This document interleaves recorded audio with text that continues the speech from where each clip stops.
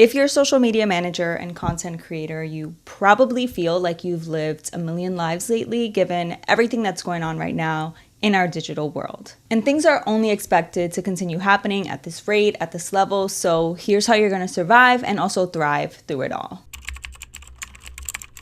Before you do anything, prioritize discernment over rash decision making. With so many changes happening on social, whether it be the downfall of X, the exodus to Blue Sky, the TikTok ban, amongst other TikTok related apps, the rise of Red Note, the upcoming Meta changes, the amount of people who don't even want to be associated with Meta anymore, us social media managers and content creators are experiencing some serious whiplash because we don't know where the we should be and what the hell we should be doing. But I gave myself a second to take a step back and zoom out a bit, and I realized that it's okay to not do anything different or too drastic right now and just sit back and let things play out for a little while before you make the commitment of getting off of and or going to a new platform. Because not only are we as social media managers and content creators trying to figure out where to be, but so are people who are just on social media to consume content. And there's a lot happening right now, and it's happening very rapidly, and it'll most likely continue to happen and change very rapidly. And if we want to make informed decisions that'll actually be worth our while, then we should probably wait until the dust settles, at least a little bit, so we have some clarity on where to go and what to do next. Now, this is not to say you shouldn't have contingency plans, especially with regards to TikTok,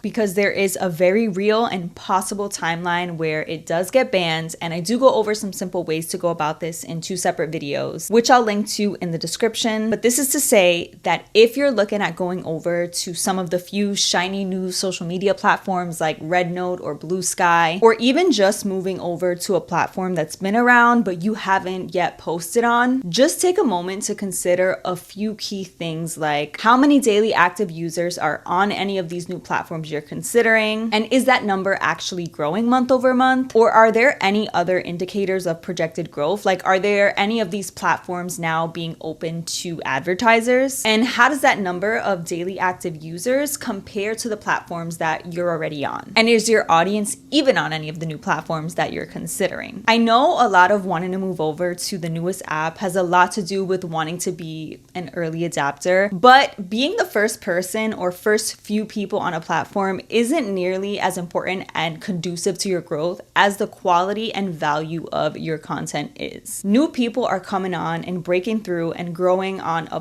bunch of different platforms with very high numbers of daily active users every day. And so the last thing you want to do is waste your time somewhere or somewheres that doesn't have the potential to and isn't showing any projected growth to reach the amount of people you possibly can or even want to. And building off of having discernment is knowing when and what not to post on social media, like specifically what not to post, because sometimes not posting at all is the best thing you can do, especially in a climate like this one. And especially if you or a brand's social media pages that you manage are not contributing productively to a conversation or event, or if a post is completely irrelevant to something very serious that's happening in the moment. I think the best example of this is the LA wildfires and the inauguration, but we'll get to that in a second. I'm not going to post it on here because I'm not trying to put anyone on blast, but when, the wildfires were first happening, I saw this influencer post a carousel set of photos from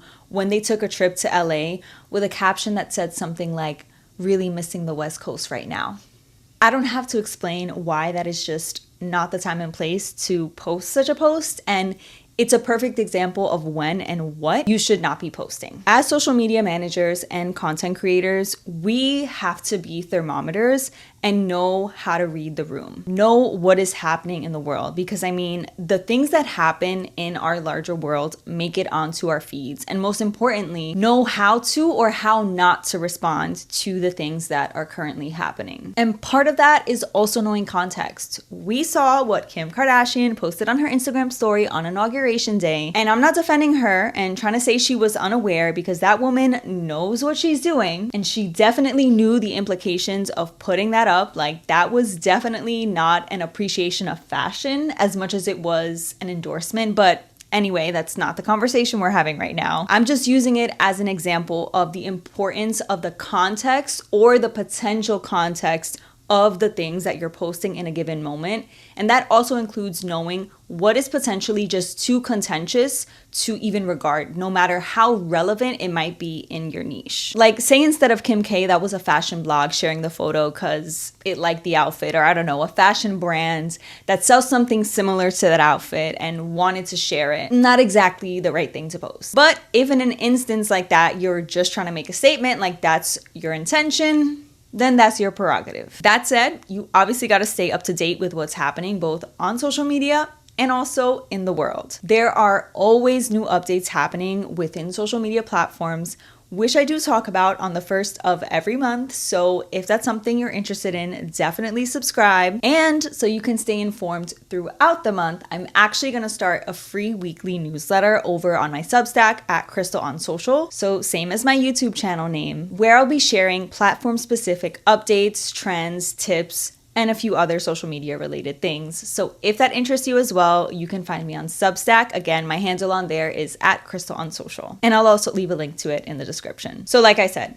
as social media managers and content creators, we have to operate as thermometers and reflect, or at least be aware of the things going on around us, because those things are also reflected on our feeds. Because what happens on social media is a direct result of what's happening in the larger world. I know a lot of people like to say social media isn't real life, and of course that's true to so many extents, but it's also not, because social media is a product of people's experiences and a mechanism of expression for everyone who uses it. And you also just gotta know what's happening on social media specifically, because one day you can be all good editing your content on CapCut and then the next day not even be able to access it. A really good way to stay up to date in a way that's relevant, and also just a way to maintain a meaningful and productive use of social media, is to lean into your existing audience. A lot of times we can get too consumed or too focused on the quest to find new followers, and that's great. Like, of course,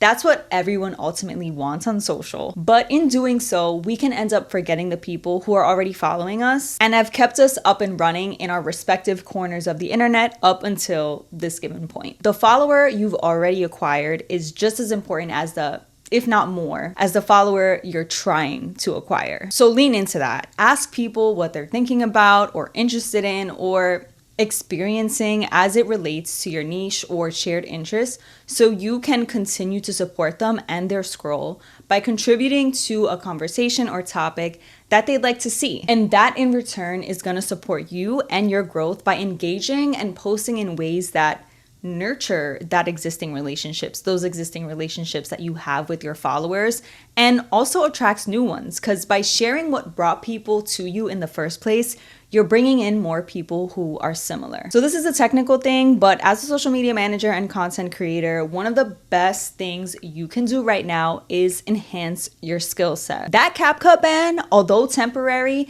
that just happened, taught me a really big lesson, and it's that content creation specifically cannot be dependent on one editing software, especially CapCut, because, well, we just don't know if it's actually going to stick around. Like, it's back, and definitely keep using it while it's here, but you'd be remiss to not be figuring out and learning alternatives as well. Although they're not the exact same, some comparable content creation apps I found and started using now are Vita and VN. And I actually also plan on just biting the bullet and taking the time to learn DaVinci Resolve, starting with the free version, of course. Because you know what?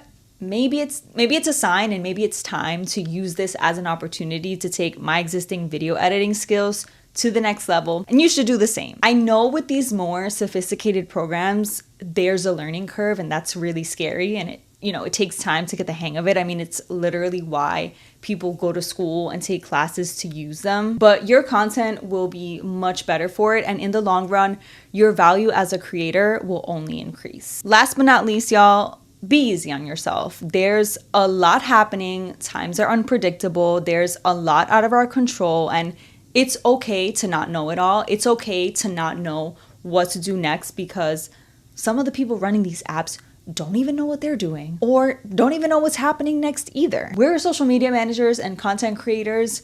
We are not fortune tellers. Well, that's all I have for this video. For more on all things social media, so news, culture, and the occasional 101, hit that subscribe button because there's more to come. Till next time.